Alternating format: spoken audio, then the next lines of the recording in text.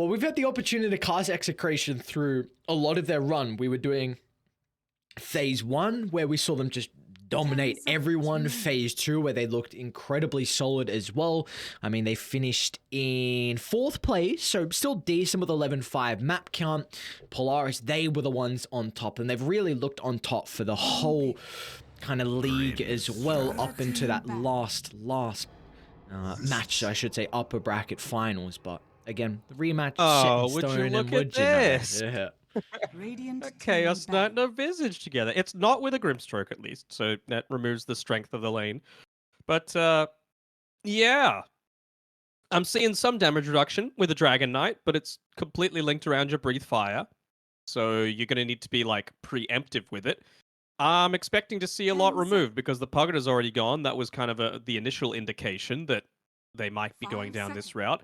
So what did Nigma C pick again when they had that avenue? They had Razor, Rubik, Pugna, Pango, Underlord was their 5-man lineup, I believe. So, well, you don't have any of them so far, and I wouldn't honestly be surprised to see if Polaris went and banned out a few more of them. I'm just trying to. The Razor. I'd ban the Razor. Team ban. Or the Razor?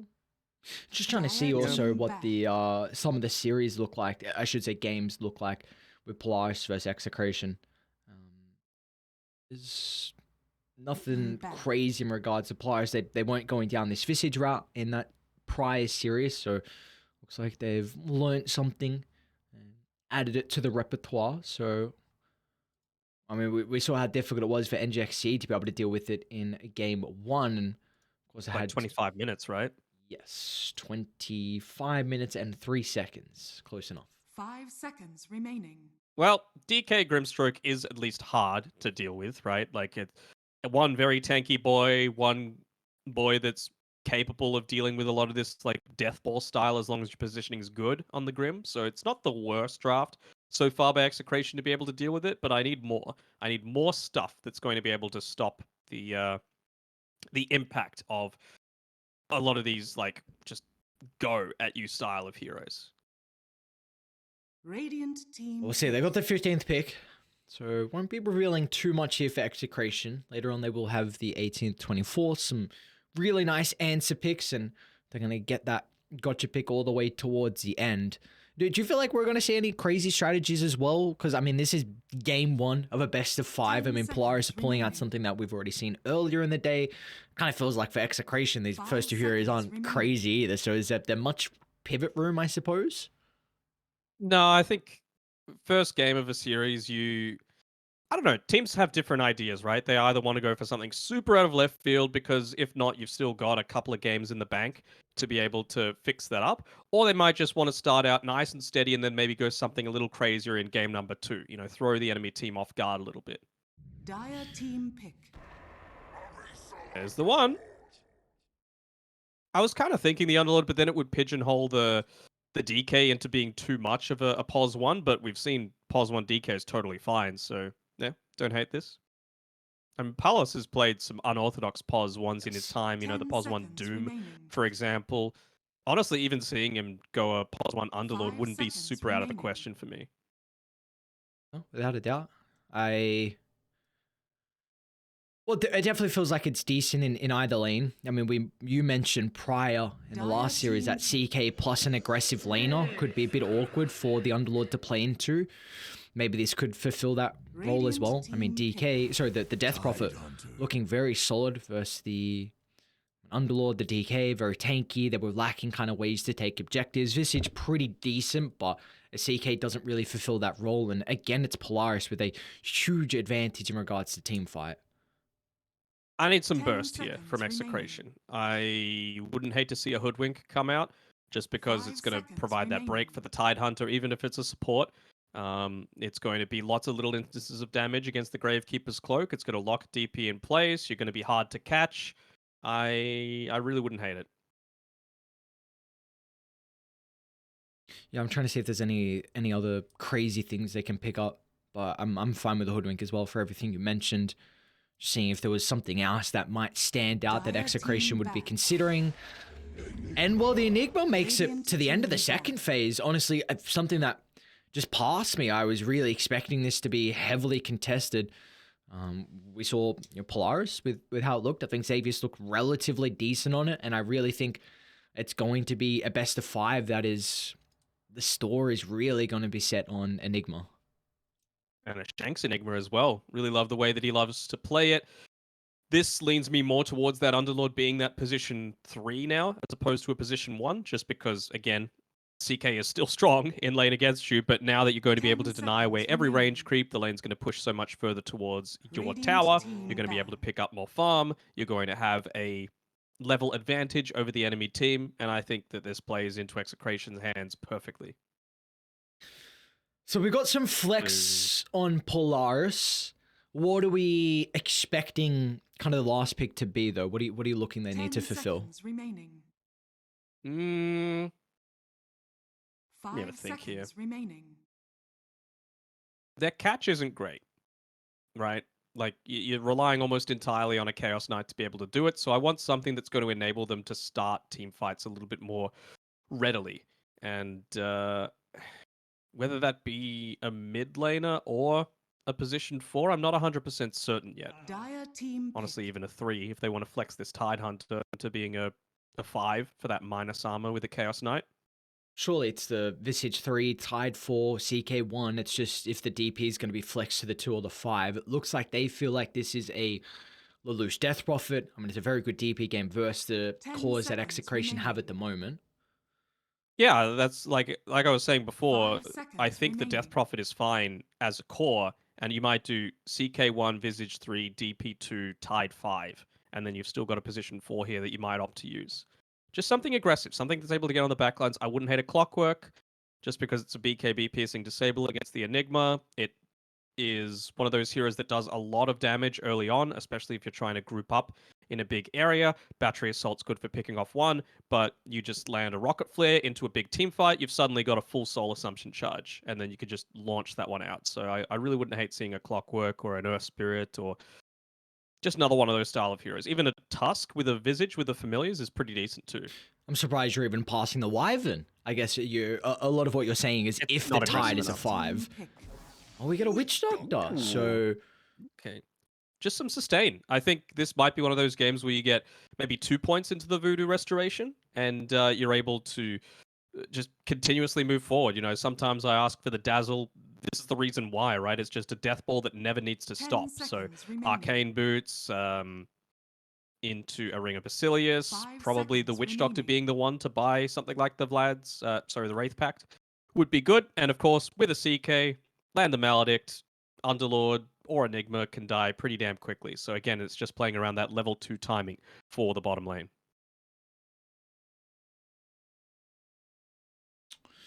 Execration, what's this last pick going to be? 10 seconds left. It looks like Polaris, we're expecting it to be a position 1 with the Medusa and the Juggernaut banned out. So a nice leaning carry. They won't can get some spikes in lane whenever meta is active. It's definitely not the greatest kind of pairing with the Grimstroke Inkswell. So But Polaris are incredibly single target. And so TP is going to be pretty good this game. Just with you can't deal with all of the illusions. The Witch Doctor casks are going to be nice, but Xavier's really can't just walk up and anchor smash. Lelouch, you're a mid laner, but you've got abilities to be able to take him down for sure. And it provides, I was going to say like burst damage, but I mean, meta's like not burst damage, but it's like incredibly high damage as long as you're in range for it. And I feel like if you're on Polaris, you need to commit at some stage. And so I feel like when you do that, as long as Terrorblade has at least one hero around him that's going to be able to provide a bit of a save, you should be pretty satisfied with your capability to impact this game. Yeah, I like the TB pick for everything you're mentioning. Like the big reason is just Polaris don't really have an answer to the illusions, very single target. I'm just intrigued to see how that lane is able to get themselves set up, because we were speaking a lot about the Visage in the last series and how weak of a laner it can be. And if you go for an aggressive carry, it can very much slow down the Visage's game and then kind of slow down the game style that lineup really revolves around. So my eyes are towards that, and my eyes are really towards this Witch Doctor pick as well in Polaris. It's definitely something that we do not see often. I think it is a very good hero versus a lot of the offlane tankiness that we're getting at the moment, especially what the Underlord will kind of be providing. I think I really wouldn't be surprised if TMV... I wouldn't honestly hate 2 points in Melody, because I think that will continue. You mentioned that like 3 minutes, and after that, Tino or the Underlord in general will be okay. I think with an extra point in Melodic, it kind of increases the timer on when the Underlord is killable. Yep, I would agree with that too. I mean, anything that's just going to amp up your already pretty high damage is going to be a big win. And I feel like, I know you mentioned before that anyone that is very tanky, it's going to be good against with the Maledict. I feel like probably Bob is the last one that you want to be using it onto, though, just because he's going to have points in the Dragon's Blood. He's going to be a lot more sustainable. And of course, if you're healing up, the Maledict has relatively less effectiveness, rather than if you're just taking the damage. So we'll see. We'll see what he opts to go down. I mean, I wouldn't even hate to see, like... It's so hard. They want all of these abilities, basically. Yeah, we'll see. We'll see what the play is going to be in regards to how they're able to get themselves set up. I think it's just exciting for me. One, in general, I mean, we get a best of 5, which is the best thing in itself, because I'm always intrigued to see kind of how the draft battles are able to set themselves up. We were speaking about it a lot in the last series, like, okay, you know, Enigma was banned out early, but they've shown that the Visage could be a really strong strategy, and then we saw the Pugna banned out as well because it was a really good answer. Now we get to develop that even further in a best of 5. Yeah, absolutely. I'm just saying here with TMV, so the point that I was making before where he wants every single one of his abilities, it really just depends what their priority is at the time, right? Paralyzing Cast, good if you want to try and contest into the Terrorblade, because he's going to have the illusions around, you want to make sure that they're impacted as much as possible. The Voodoo Restoration, like I said before, 2 points really feels like the sweet spot for super early on, because you're just wanting to group up a Death Ball and push on forward with your very strong team lineup. And then Maledict for the laning stage. And honestly, even a few of these early team fights, right, when you're going to get the Visage and the CK having their greatest level of effectiveness. So it really just depends on how he feels and how the team feels they need to take the early stages of the game and beyond. I would probably say like 1-0-2, maybe the 1 value point in the Voodoo Resto, and then a couple of extra points into Paralyzing Cask. All right, where we put in our chips in this game one, Execration or Polaris? I'm going to say Execration. I've been a fan of them for quite some time, but I feel like they have enough damage reduction to be able to deal with this full-on Death Ball. And it's not like they have... Their damage isn't as insane as it was in that game 1 against Enigma C. Mm-hmm. Here we go. Up top, it's already begun. Maledict into the Chaos Bolt. Lots of damage. Tino makes sure to eat the Tango so he can get that regen ticking. Maledict won't do as much damage, but it'll still do a damn lot. Oh, really nice. Oh, no. You see, instantly buy sell. I was just going to mention I'm quite surprised Tino didn't buy sell with the bounties. When you're against a Witch Doctor, as an offlane player, you need selves. No matter what, we saw prime example of what just happened. And he was brought down to a very low threshold. The support gives him a self. And that is, I don't want to say lane losing stuff, but getting yourself completely cancelled like that is going to make this very difficult for Tino now for the first 3-4 minutes. TMV has to be careful here. Ends up tanking about 5 tower hits, just going for a deny, which unfortunately he didn't get. I was not expecting that on the bottom side, not with a Tide Hunter, that's for sure. Alright, never mind. Finds our first blood to start off the best of 5 onto Mr. Palos. Oh my god. He didn't pop meta or anything like that, but still giving over first blood. You hate to see it. Especially to a Visage, right? We've seen so many times a Visage just fall Vincenzo way behind because... might die as well. They're going to get aggressive onto Nevermind. At least gets the Inkswell off before he's killed off, so Palos be able to rectify that previous death. Top lane, Tino's going to be in trouble as well. Maledict reapplied. And they've got a couple more ticks to go through him, and Natsumi's going to be rewarded with the kill. Top tower is under attack.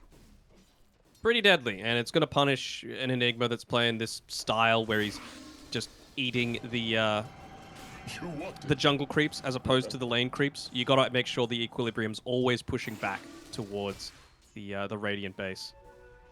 I'm honestly really surprised that he's not going and denying away the range creep rather than just choosing to accelerate his own farm, because this is going to make Underlord's life incredibly difficult.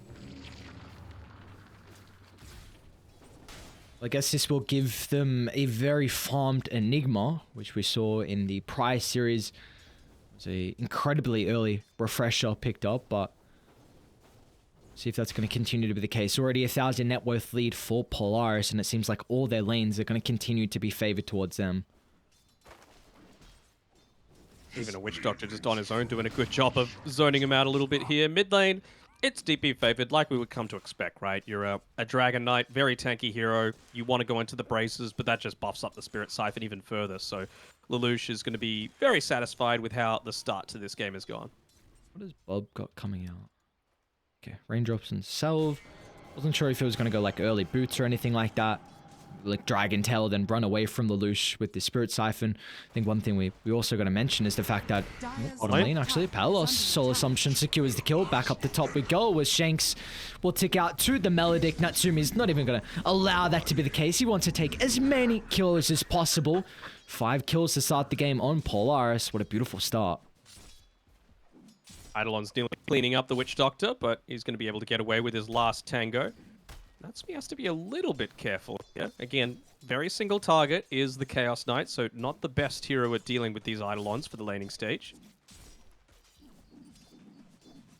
And we've seen the second point in the Maledict. Tino, gotta be careful. Oh no. Firestorm, it's only level 1, so it's not like he can really fight in it. In fact, they're just gonna leave the area and watch him tick out.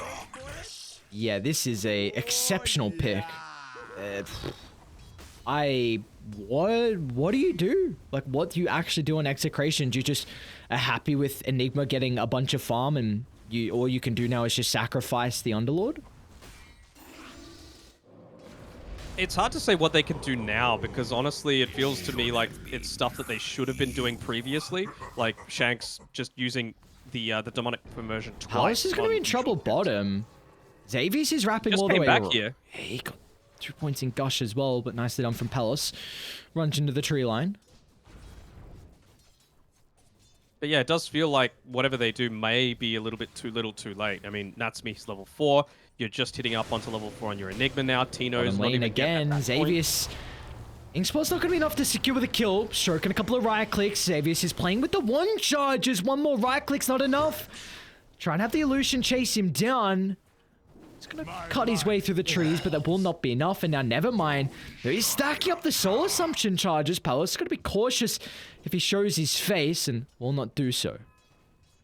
Last tango given over to Palos here. So at least be somewhat fit, although never mind. He's looking to go for the snipe. That Soul Assumption's worn off, though. Well, we see Shanks in the jungle. This ward by the outpost soon to expire, but it's done its job. Anticipating Shanks farming aggressively in Polaris' territory. And it's another core that is picking up the kills. And Palos? Oh, dude, these are not looking good for Execration.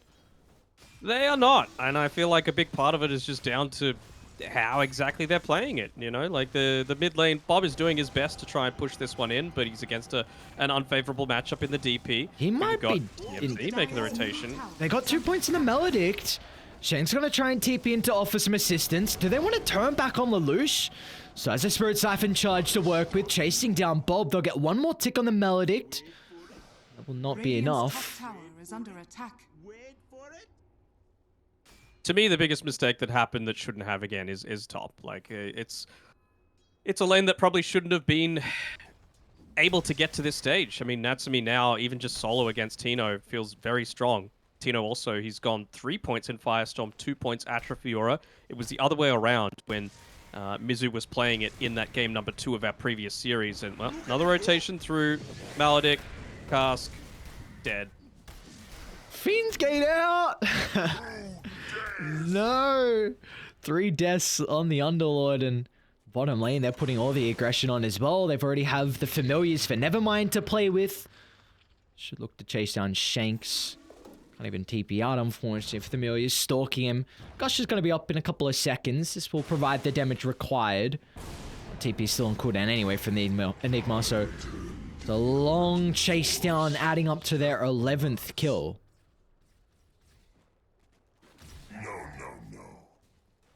Isn't exactly converting to net worth in the best way, though, right? Yeah. Like, Enigma still getting an okay amount of farm. DK not being too bothered. Sure, he hasn't been able to take too many objectives, but it's not like your own tower's being under siege either from Lelouch. Then we're going to have a fight breakout for the power rune. Xavier's protecting him for the moment. Now, Bob's kind of stuck in no man's land. They brought the death profit down relatively low, so it's going to be difficult for him to step in and provide the damage. Bob's playing some one charges. They're going to drop the ward as well, just to try and get that last little instance of damage, and they get it thanks to Lelouch. Very nicely done by Xavius there. They're going to be able to get the D ward off, but it's done its job. Oh, the deny. Oh. Okay, so you're right. Like, this is not really converting into net worth, which I'm quite surprised by. 2 to 12, only 1,000 advantage. So, what? And now the TB can jungle as well, which is another big issue, right? Because you don't want to be expending a lot of resources in terms of heroes to try and catch out a TB in the jungle. That doesn't actually result in anything, you know? You just kill a hero in the jungle, and you're losing something else. You want to kill someone in lane and then immediately convert that into a tower. Yeah, so I like this. You put Tino down bottom in kind of quote-unquote the dead lane for the moment as Vincenzo killed off. I mean, Nevermind's already 6-1-0. He's having what a start to the grand finals here. One of the new additions on Polaris. They will not get the kill, it looks like. Vincenzo. It's movement. Palace is even going to step in with the Metamorphosis. This is a big kill if they could get Nevermind, but Ravage committed, and Xavius, the help of the Visage, turns it back around. Bob will at least pivot down to bottom, getting a big streak, 370 gold, over towards the Dragonite. They want to continue the fight, though. Lelouch charging up the Exo, but no one's home. Radiant structures are fortified. That was a lot of damage done really quickly. I'm just having a look at the death summary again. And, yeah, it was just all familiars. Ravage, 150 damage, Soul Assumption immediately from the chase that they were able to get from the Grimstroke, maybe just catching them off guard. 4 heroes just fiends gated up the top. Palace. Oh no. Radiant's middle tower Whoa, is under attack. 5 deaths by Mr. Bellis. It's not a good start. It's okay. Not ideal.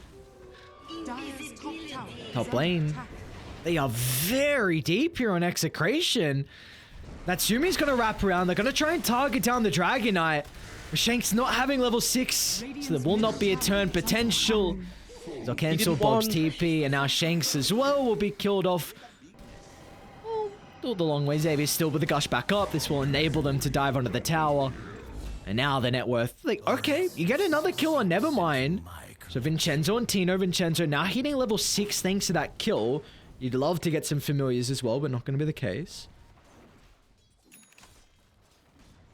I wonder how much of this comes down to the fact that, you know, Polaris, they've just had a 3-game series. They're warmed up. You know, they've had plenty to be able to come into this. And Execration, they're kind of, they're chilly at the moment. You know, they don't have the hand warmers done at this stage, because it feels like they're making a bunch of, like, these little minor errors that you just don't make when you're in, like, the groove of Dota, you know?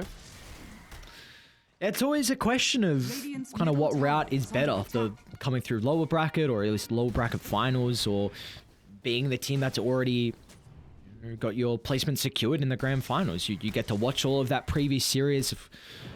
Maybe if it's a full best of 5, kind of the wear and tear can start to really show itself on Polaris. But yeah, it's an argument that, I don't know, there's definitely both sides to it.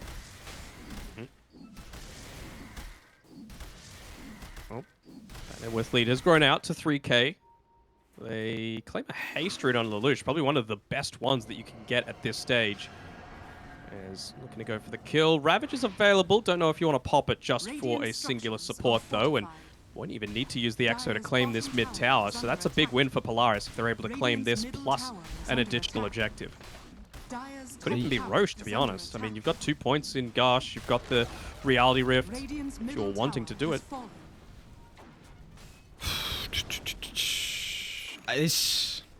Because Polaris, again, you mentioned this is a lineup that can death ball, and they're already starting to get moving. They've taken all T1 towers, sorry, bottomed, not yet claimed, but will shortly with this rotation down. It feels like it's going to, a lot of it's going to be reliant on the Terrorblade just kind of cutting the waves with the illusions and being a nuisance, because they are very kind of group up and team fight reliant. Their pickoffs is very limited, and like you said, they've got issues dealing with the TB illusion, so maybe that can help out to stall this game.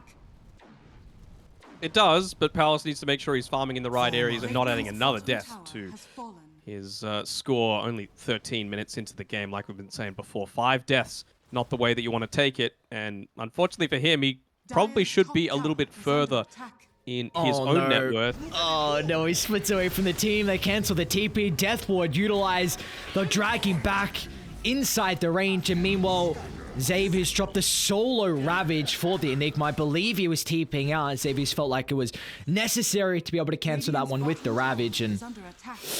And he can even consider going into Roche very shortly. Lelouch has taken a double stack. He'll be level 12. Having the clarity going as well. I mean, if there's any lineup that's capable of doing it, it's this one. Has he got Pogo Stick on Enigma? No, he doesn't. Hate to see. I was going to say you jump over the wall, drop Midnight Pulse and Black Hole, and that's the way you can hold this one out. At least for Radiant, they know. Yeah. Yeah, they know it's coming. Right in front of that, but again, the damage is just so high right now on Polaris to be able to deal with this. Even the drums being popped, you've got the Vlads. They got to get there quickly, but it's not quick enough. Now, do they stick around for a fight? Chen's on the front. Smoke's gonna pop. They got a little glimpse of him. Tino looks to reveal the blink as well. They should have a lot of damage to go through the CK with this Firestorm. He's able to run out of range, and there we go. First life killed off. They're playing without the Ravage too, so it's not going to be easy for Polaris. Maybe it's just a Familiar's chase down. Grimstroke's in trouble. Might just chuck out a Soulbind before he dies. Even the Death Prophet's going to TP into the middle. They're going to be cautious, those Shanks. There we go. There's the Black Hole and the High Gun. They won't have an answer to it. With the Metamorphosis damage, they're going to find a second target. As Polaris just give a couple of freebies over. That's what can happen. You know, you lose the Aegis, you keep pushing up forward. They thought that they had the vision advantage because of this previous observer placed by TMV, but I mean, that is optimistic to be able to Boots of Travel right in on top of that. The big strength of the Death Prophet, of course, is having those Spirit Siphons going. But if you're just walking straight into a black hole, you're just an int hero. You're not tanky at all. Some much needed gold and experience. You're getting, it looks like it's going to be Wraith Pack first item on the Enigma. So no Blink, no BKB. They want the damage reduction. They feel like it's just the death ball that's inevitably going to occur. They love it. I mean, the Visage Familiars are going to be affected by it. So he's going to need to make sure that his placement of the totem itself is ideal. I mean, they've got plenty of ways to be able to deal with it if your micro isn't on point, so we'll see if Shanks has made note of that. Right now, he's just playing the push roll, though, for this top side of the map. Means that they will probably be losing this siege creep, though, which is unfortunate. And meanwhile, bot side, they're looking to try and make another play happen down here. Exo up in 5 with the Arcane Rune. Ravage available on Xavius as he makes the connection through down bot. Palos again. Backing off again. Who's he got nearby? It's just going to be Shanks, but nothing Enigma can do. Once again, the duo of Natsumi and TMV. Going to be cautious of this Sunder potential. Palos getting some distance away. They're even got a Fiend's Gate top just to be a deterrent to stop them from chasing Palos down. Natsumi's going to go for an easy target, it looks like. 2 hits the Grimstroke's life away. Meanwhile, bottom, they're considering, never mind. Bob's going to TP straight on top of the Visage. They got the Firestorm damage ticking him over. A defensive Ravage will give Polaris the opportunity to run out of the bottom side of the map. Okay, really not wanting to give up any of that unreliable gold from the Visage, realizing how important it is to get him up to that level 12, just doubling the damage coming through from the Familiars, getting that Wraith Pact available as quickly as possible. He's only 500 gold away. Otherwise, I don't think they pop the Ravage for that one. They're looking to make a play on Bob, though. Nice quick fingers. Mid lane, Tino's just going to show for a slither of time. Palace is going to be pretty cautious, man. He kind of dodged a bullet with that Sunder usage prior. They actually want to take a fight. Black Hole on cooldown for 20. They're not going to move towards Palace's direction. And they're doubling Scan back. connects, though. They connect, but they're going to move forward into a different location. Bob's going to jump. The stun into the Death Prophet. Let's see if they're going to be able to blow her up. The Midnight Pulse lay it down inside the river. DP falling lower and lower. Pops the BKB Exo, but it will not matter. They've killed off Lelouch, but can they get anything more out of this? Is Palos charging towards Xavius' location? Atos along with the Inkswell to hold the back. Even Pogo sticks up to the high ground as Tino finds the double stun as Execration. I mean, there's back-to-back fights now. They are somehow pulling it out of the hat. Without the Black Hole even coming through as well from the Enigma. I thought it was some really good use, again, of Witch Doctor's abilities, just to be able to stand on the high ground outside of the vision, freely cast that Death Ward, but unfortunately for the lineup, when he tried to go for the secondary paralyzing casks to enable the retreat, it just didn't happen. But to me, it's all on the back of this this Death Prophet, right? She just pops the BKB, pops the Exorcism, but doesn't actually Spirit Siphon. Ends up dropping way too quickly. Yeah, it's not like... Really, Execration don't have a burst-heavy lineup. There's no... like, jump into Sharpshooter or like, Sky Ulti or whatever. It's just Execration are not reliant on this kind of burst. So, quite surprised that DP was killed off as fast as what we saw prior. I mean, she's opting for Sanj and Kaya, it looks like, next to kind of help tank herself up. Maybe, I think actually the Wraith Pack was completed afterwards, so maybe that won't happen a second time. I mean, let's call it a third. Sure. She did walk into a Black Hole previously. Run into Natsumi. Shanks has got the Black Hole, but the cast bounces over to the Enigma. Regardless, no one else was nearby to be able to capitalize on the ultimate. Meanwhile, mid lane though, Bob gonna get the Inkswell defensively given over to him, so he should be able to reposition. Vincenzo gets, I think, any other rune and he's killed off. I don't think Enigma was really in a position to save anymore. And speaking of that burst, I mean, they are going to have it a bit more eventually. You've still just got the 1 point in the Midnight Pulse, so that's going to be really nice once you get it maxed out, provided you're able to drop it while DP is in this chain-stunned situation. I mean, every single time that she's died, it just feels like she's either walked up into a black hole, or that time around it was a smoke into a blink stun from the DK, with an Inkswell over the top of it, with a Midnight Pulse over the top of that. So they do have a decent amount of damage. It just depends on where exactly you're taking these team fights. I feel like if I'm Lelouch, I'm staying well away from any kind of stairs at the moment that I don't have vision on top of, because it's been way too many times that he's been picked off. Big props to Palo, so with the position he is in regards to the net worth, second with a 6 death count compared to the 0 deaths onto Natsumi. So Palace is doing a exceptional job. Again, this is something that you beautifully mentioned in the draft, is that they don't really have answers to the Terrorblade. They are very single target on Polaris. So Palace should be able to find his farm mid lane. They're going to jump Xavius. He's farming uber aggressively.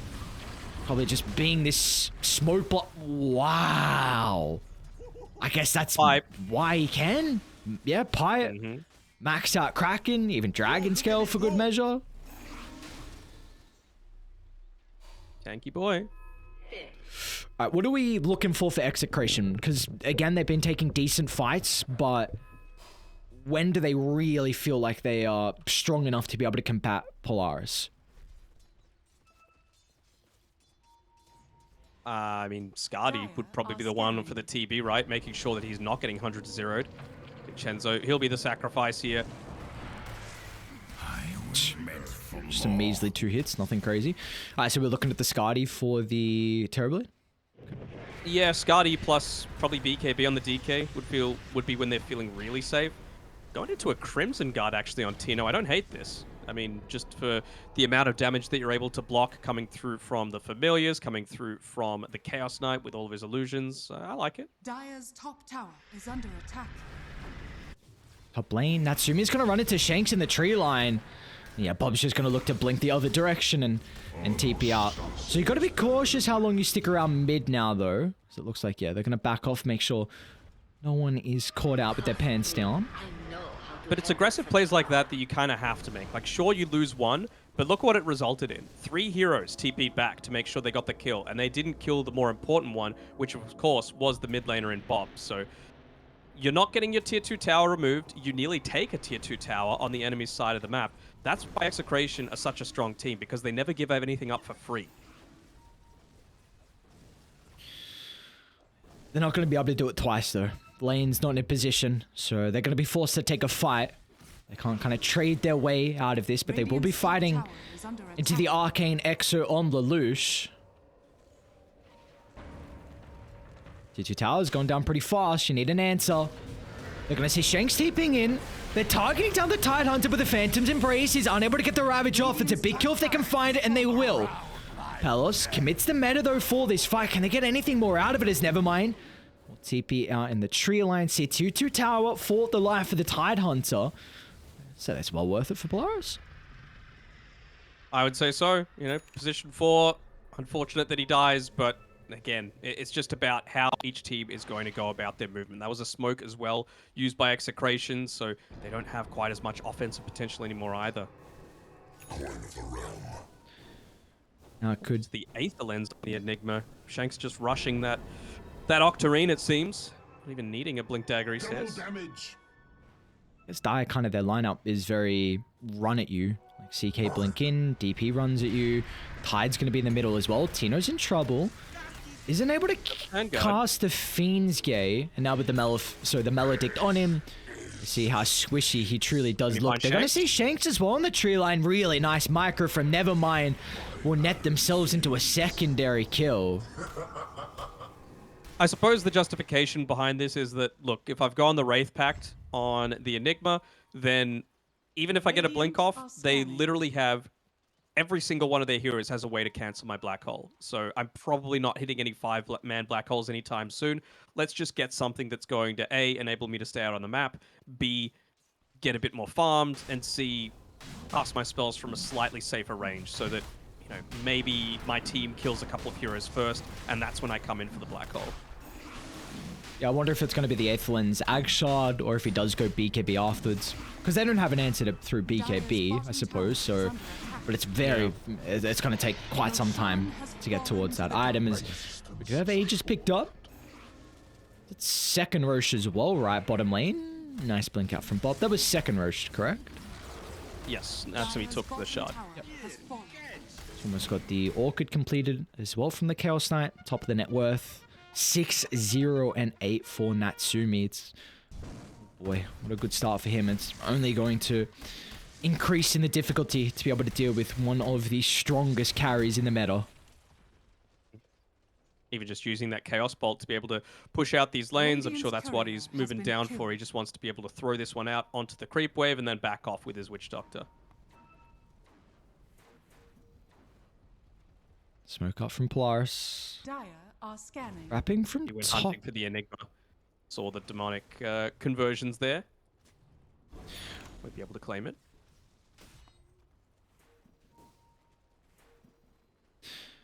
What do you feel like is an ideal fight for Execration?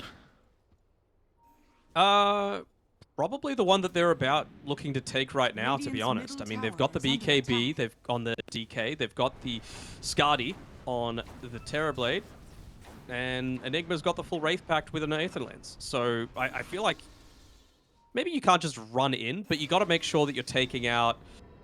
Ooh, who would even the main focus be? I would say probably like kill the DP again, right? Like just force her to be in another pretty terrible situation, because it does feel to me, especially with the Spirit Siphon on the DP, that's the main concern for them right now. You don't want to be forced to pop your BKB super early, and TB's still in this situation where he doesn't have his own. So if you can get that Siphon onto him and fear him away, that's a big win. They are Radiant's probably middle gonna go tower high is under ground. attack. Dire's top tower Maybe. Do is they? falling. Radiant's middle tower. Considering it, Natsumi's making the call. They feel strong enough to be able to go up. Radiant's middle tower is under attack. Again, though, you're against one of the harder lineups to go Dire's top against tower on is high under ground, attack. right? Underlord, he has the Aghanim Shard. He's just Underlord, so the Firestorm's going to be very strong.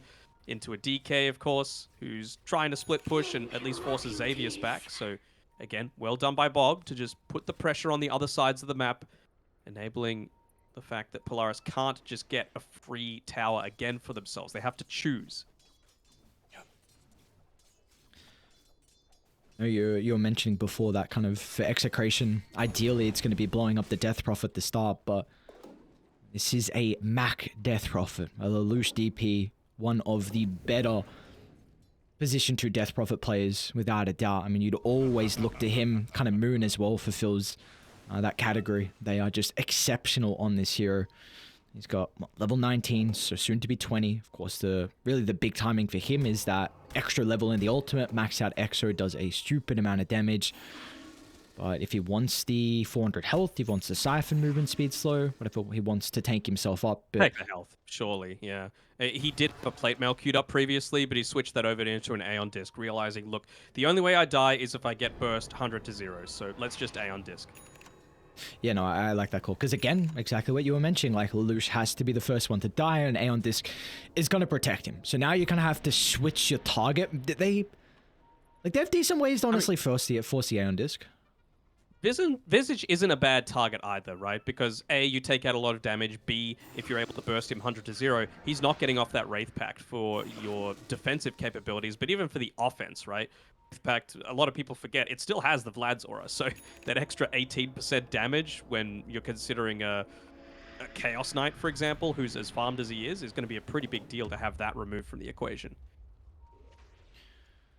So it looks like for the moment, Execration, I know you were kind of talking about the Skadi BKB timing, Skadi on Palos, BKB on Bob, but it looks like because the Age is in the hands of Polaris, this is something that Execration just going to look to continue to dodge, so maybe they won't have an opportunity though, as they are smoking up, kind of the lines are drawn around mid, but Execration will not be home. They're again just forcing them to choose, right? Like, do you feel that you can go up onto this high ground against the Underlord? Of course, Underlord making the very early TP back to make sure to try and protect the tower as much as he can. While on bottom side, you've got TB Illusions, you've got Eidolons, you've got even the Dragon Knight down here. As soon as they make an engagement, Bob's going to move forward and going to start pressing into this tower. Quick thing to mention, Xavius has Blink completed as well. So this is going to give them really a better way to initiate team fights. Prior it was just kind of the run in from the Death Prophet or the Chaos Knight to jump in Shanks. He's revealed his position.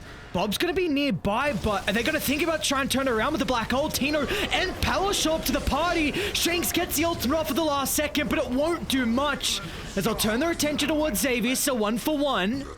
Do they stick around though? Palos is going to be cautious. He doesn't get the BKB. The stun is out and he won't have an opportunity for the Sunder. Another Fiend's Gate expires in Vincenzo's face so they can chase down the two heroes remaining in the lane. Grimstroke killed off with ease, and Tino will be another hero to litter the ground. I mean, they made that cute attempt. It was almost, if you could find that ultimate just a little bit early from the Enigma, but not to be. Not to be, yeah. It could have turned out really well for them, but they honestly could have even cut their losses. And obviously, Palos, he felt like he was in a strong position to move forward. But like you said, not popping the BKB meant he's so vulnerable against the four heroes that just decide to turn around on him. And, wow, that gives up a whole lot more than they probably should have. Bloodthorn now completed by this Chaos Knight. So, of course, he's going to even be able to reduce the impact of a lot of these heroes with the Mage Slayer component for that. 35% reduced spell damage, so I'm sure he's going to want to try and target the Underlord as much as he can.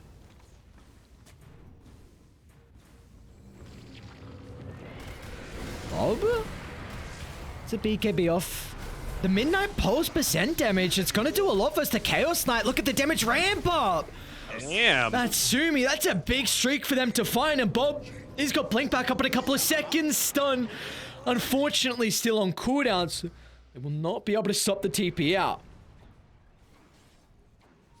I mean, Bob felt happy enough to blink on into that one. He had the Grimstroke Inkswell onto him with the Aghanim Shards, so ends up connecting onto the CK plus his 2 illusions. So even though he took a little bit of damage before it actually popped, he was healed straight back to full. So nicely done by Bob there to make that kind of initiation happen. It just feels like Execration, they're like that cockroach that just won't die. You know, you always feel like you've got them on the ropes, but then they come back and they just try and they manage to get something extra out of you, whether it be a tier 2 tower or they get a hero that they probably shouldn't. And they're just going for another. They're trying to connect onto Nevermind at the top side, but it looks like he'll have retreated just in time to be able to get away. Follow the familiars. Not going to see him. Are we scared about Execration's late game? You know, with like a DK scaling, a Terrorblade scaling, an Enigma late game is always fearful. I mean, they got one of the better supports right now on the Grimstroke. I'd be scared if I was Polaris. You know, you are going to fall off a little bit. You know, Witch Doctor, he gets to a point where you're just giving your life away a lot of the time. You can't stand and channel that Death Ward. You aren't going to be in a position... Like, look at the cast range on Maledict. That's why he has to go into Aether Lens, because you're approaching this stage where if you move forward to cast anything, you're just going to get turned upon and die. Couple items starting to be picked up though on Dire. You have the AC just completed on a Nevermind. A smaller item is really the gem on Xavius, but this is going to help out a lot with their vision. Of course, really comes down to this stage of the game. Just vision is going to be detrimental to who gets the jump. I mean, you're really protecting the Enigma because it feels like that's a lot of the X factor for Execration and for Dire. I mean, they have their own X factor as well. Xavius has got maxed out Ravage. Of course, the Blink completed after the pipe, so... if he can find a couple of heroes all grouped up with a Ravage, then the fight can just crumble from there. You do have the Aghanim Scepter freshly completed on Bob. You've got Enigma getting very close to a big item for himself in that BKB. Like I was saying before, it's incredibly hard for him to land a good black hole. Up until now, the good ones have been basically when Polaris walk into them where they don't have vision. So if he's able to claim this one, at least he has that impact in the later stages of the fight. One. Very happy to pick up the blast rig on the Underlord. You know, against the Chaos Knight, it means that you're just not going to get burst down by that CK. Your Atrophior is going to have a big impact in a lot of these engagements. It'll allow you to get off that Crimson Guard. Shanks, man, he's really paying on the edge. Push it to the edge. Yep. This is what you have to do, though. You're in a losing situation. Can't just sit back and hope you don't lose. You got to make something happen. They still haven't dealt with this ward. It's got another 30 seconds left. It's giving them way too much information. It sees Palace, it sees Shanks as well. They're going to go straight for it. They're beelining straight to this bottom outpost. Get out, get out. Can they get to the boys? Doesn't seem like it. They're going to see Palace still. Tower is under attack. Lelouch's got Blink, so if he wants to jump into the middle, Palace going to continue to farm. He's got Shanks nearby to offer some protection, but the instant Ravage and the instant blow up as Palace killed off. No hesitation from Polaris, and now they're charging for more. They're going to tape it to the tier 2 tower, see if they can catch any stragglers, anyone else getting greedy, but will not be the case. Go through the rift, see who's on. I'm going to try taking this, take this Speeds Gate just to see where it goes, you know? It's up on the top side. Tino farming away. Honestly, wouldn't have hated to see them claim it as they get a free kill onto the Enigma. Okay. Nice scouting there by Nevermind. Always microing his familiars into the tree line to make sure that maybe he can catch someone that's trying to go for this split push. You could tell that Polaris are annoyed by Execration, right? Like, they've gotten too much space that they should have been able to. Top tier 2 tower. They were going again for that kill onto the bottom tier 2. Still get 2 kills from it.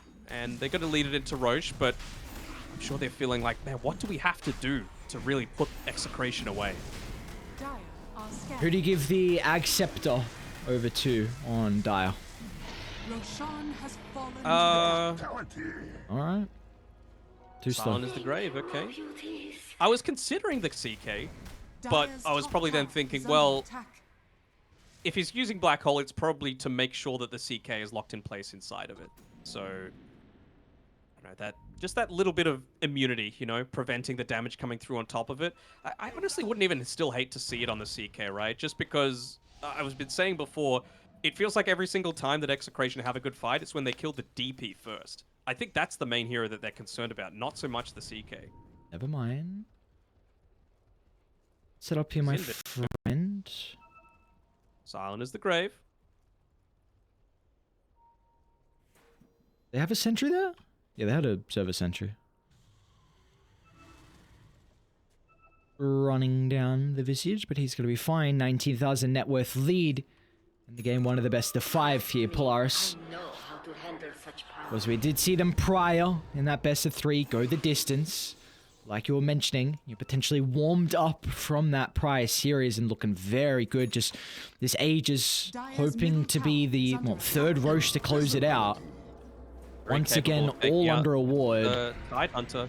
Palos charging to the middle. Lelouch is going to jump in as well, straight onto the Enigma. And they'll get rid of the black hole threat. Palos, let's see if it can be the X Factor to turn it around. BKB metamorphoses, easy kill onto the Tide Hunter, but now with the BKB expiring, the 4-second stun into the chain control. He's without a buyback, they're without lives.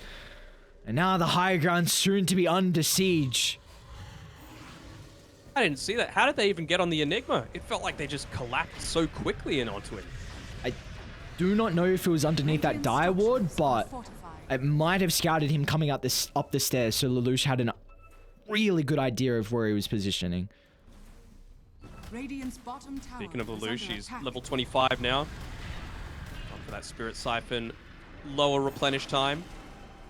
And he's bullying away the Underlord, the one hero that could stop them from going up onto this high ground and contesting. Yep. Look at how quickly it melts with the AC, with the Boots of Bearing. DK just being a beast on his own. Never mind, top of the net worth here on this Visage. What an exceptional performance. For the new position 3 on Polaris, never mind, looking very good. He's played the Visage a couple times today. It's a battle of the Wraith packs as well. Just gotta send theirs into the middle to death. Okay.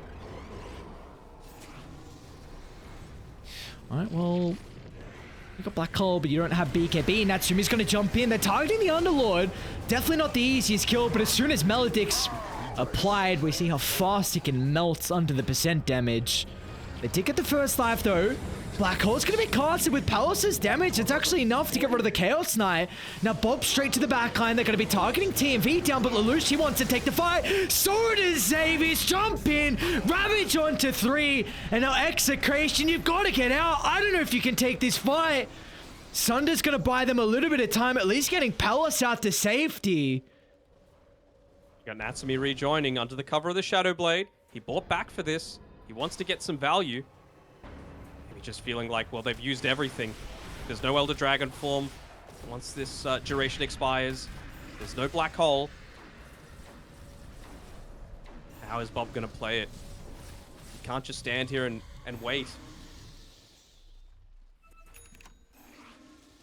Alright. They're gonna live to see another day. So, Underlord buyback use, CK buyback use, Witch Doctor buyback use in that last fight. That was without meta too, so this is up and available, but without the Black Hole, it'd be very difficult for them to take this next fight. Maybe they'll just wait it out. His BKB no on Shanks, and he's nearly level 20.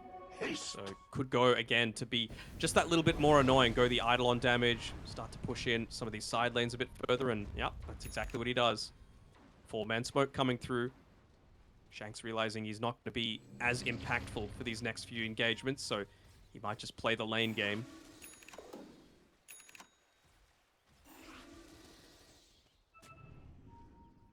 DP's got A on disc now, so it's going to be very difficult to jump.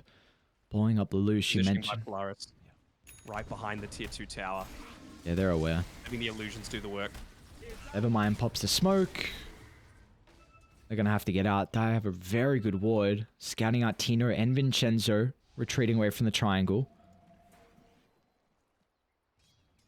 Where's the gem? Still on, nevermind. Yep. Is that Refresher? Oh my god, Zeus is rich. Yeah. Honestly, wouldn't hate to see Nevermind sell the circlet and buy an ulti orb for himself. Could realistically be anything. Doesn't need to be the sheep stick, and he'll benefit from those extra stats. He's hit on to level 25 as well, so he's got the extra familiar. He's such just a damage beast right now. I would say he'd have to be up there for most damage this entire game. 11, 3, and 8 for Nevermind on the Visage. The most kills in our game 1. And all these aggressive wards might allow him to catch someone out, although, to their credit, Execration, they're playing around each other pretty well. They do.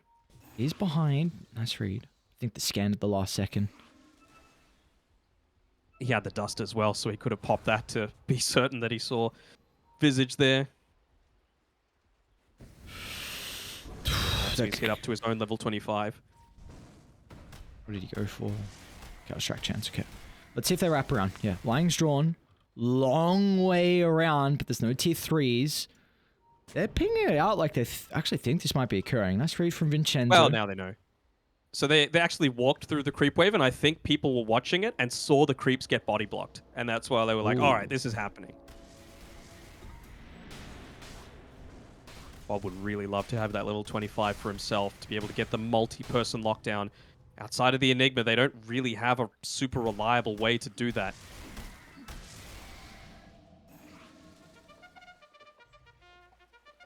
What has Enigma got as well? Okay. BKB is a main thing. Spell Prism and Ag Shard. So what are we? We're down to 140-second cooldown of the black hole, which is still... It's still ages. Long ass time, yeah. But Ag Shard, I mean, we'll see. I don't know. Yeah, we'll see. We're grasping 25,000 net worth lead. It's still an 8% chance. So Mr. Daddy Gaben is saying that Execration not out of this one just yet. I mean, they do have very, very good late game, but it's just, can you get that ideal fight? Feel like they can go for this smoke.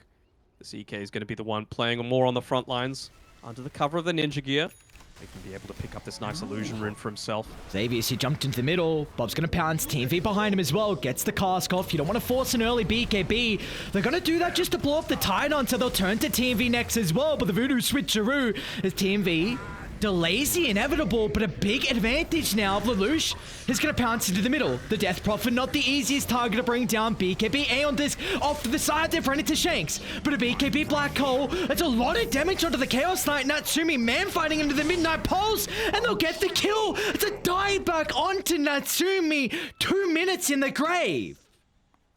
2 minutes in the grave, but they have no creeps. Look at them immediately. Never mind Lelouch. They just go into the lanes that are the furthest push forward, and they immediately cut them. So there's going to be no objectives taken as a result of this. And even though it's the dieback on the Witch Doctor and the CK, it's not going to result in anything.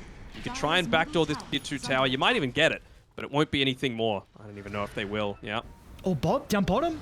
They've been able to run into the Visage. Tino, his Fiend's getting to the team just to make sure they've got the damage to kill off Nevermind. He's got enough gold for buyback, but at least you're going to force out. You get the gem as well, so that is huge.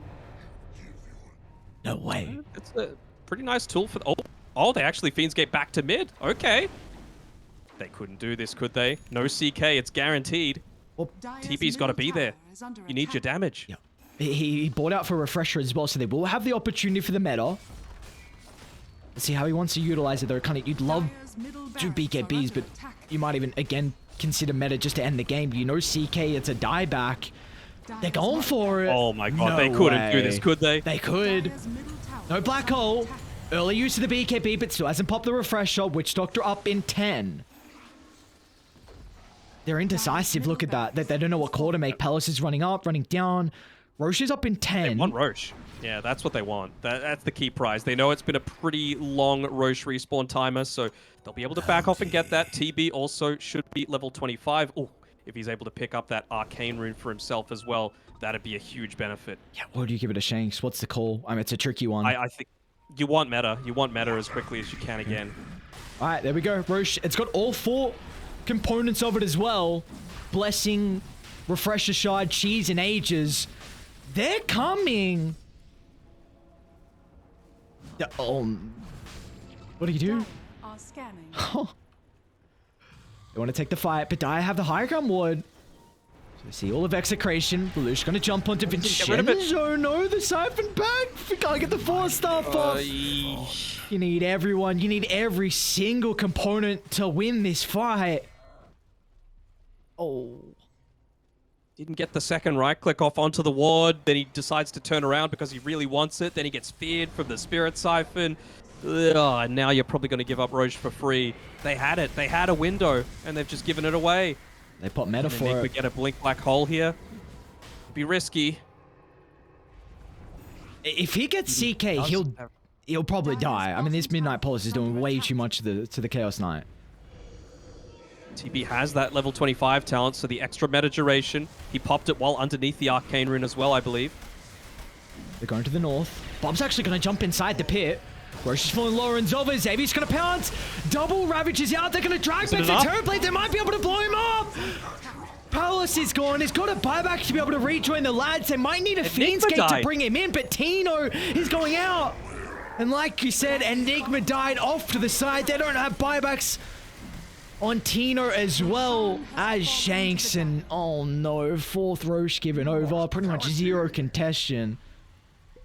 Oh, they were so used to playing from behind that they were really willing to play from ahead. They had that game in the bag. One buyback on the Visage ended up scaring them away from a CK that could not join and a Witch Doctor that wouldn't have been able to either. They still weren't able to get any meaningful objectives outside of that tier 3 and mid lane of They're still Rack. trying to take a fight. Bob's going to jump towards the Witch Doctor. They're running into Nevermind in the backline as well, but they really need the damage coming through from Palace, but he's playing scared at the moment. Doesn't want to jump in the middle, and Bob, that's going to cost him his life, along with the gem dropped on the deck. And they'll even run into the Grimstroke as well as Natsumi's on cleanup duty. Oh no, Palace! Oh. Run, my friend. Man bought back. You got to be careful. He doesn't have TP for another 10 seconds as well. Well, at least try and go for a bit of distraction plays down here on the bottom side of the map. Don't know if you can afford to pop the Manta. You might need it for the defense. Yep, back he goes. Last lane of Rax is what you need to defend. Bottom lane, it's gone. There's nothing you can do about this. You just got to increase the chances that you've got to fight with all 5 of your team members. Did you give up Megas? I don't think you do. Bob's jumping. Maybe trying to force an A on this. Bob! It's an early BKB usage. Shank's going to jump into the middle. The black hole clipping onto Lelouch on the side, but he doesn't get dragged back. And now without the black hole, that was the X factor. That was the angle back in. It'll be a Hail Mary. Lelouch has the cheese, so he's going to chomp away. Be perfectly capable of refighting again. I believe he's got the refresher as well available on the Lelouch. Like I said, they had it. They had it. And they just weren't able to execute. Xavius is going to be prepping to set up for a triple Ravage here. You're soon to lose meta as well. Refresher's still down for 75. So you're not going to have meta for this defense. I like the play from Polaris. Just reset. No messing around. Just, you know, take it slow. You know this meta's going to expire. They're going to jump as soon as it ends. Xavius, there we go. Second Ravage out. Time for the third Ravage. He's got plenty of mana to work with. Bye-bye, Bob. Tino's gone. And it looks like game 1 in the hands of Polaris. Maybe. I mean, yeah, no meta for quite some time is really going to hurt them, though. Radiant's middle tower has fallen. Charge! Run in! Throw and expose. I'll give Palos the ink swell, but there is just way too many summons, way too many illusions. It's a long road, and Polaris are the first ones to hit. Oh, they nearly clawed that one back, Ares. It was close. It was close to being in the palm of their hand, and they let it slip. Mum's spaghetti, that's for sure. Oh, not Mum Spaghetti. Oh no. Well, like you said, it was so close. It was in the hands. They almost had it. I mean, at that stage, what was up to? Man, the probability was almost even. It was nearly 50. Yeah. Yeah. I mean, there are clearly a number of things that Execration could change around, and I have to call it you wouldn't call it rust, but like just not being as warm and in the zone for Dota as Polaris were. I mean, Palos dying 6 times in the first 15 or so minutes of the game. Shanks opting to go for that greedier route with the demonic conversions onto the jungle creeps as opposed to the range creeps, giving more experience to the Chaos Knight and the Witch Doctor, which then transitioned into Underlord having a harder game. Just multiple things just layering over and over and over and over again. And of course, we've gone over it ad nauseum. That late game, they had the opportunity. Maybe they didn't know it. Maybe they panicked. It's a grand finals. It happens, but at least it's only game 1. They've got chances to be able to come back. Exactly right. At least it's only a game 1. We've got a best of 5 in store. Hopefully we go the distance. I want a game 5, but of course it's early on. Time will tell for Polaris. So a beautiful way to kick open this last series to crown one of the champions here for the BTS Pro Series 11. They're the team to strike first, taking game 1. Convincingly, not utmost convincingly, but it was a really good showing for them. And now this puts them kind of in the driver's seat. They are the one that's hit first, and they can now really open up the draft in regards to maybe the Visage is banned out, maybe the Enigma's let through. We saw them try and play the Enigma in the lower bracket finals. Maybe another strategy makes it out. We've seen the Pango be really strong with them. There's a lot of options now for Polaris, but there are a lot of options for Execration as well to be able to even out the series. We'll find out what is going to be the case after the break.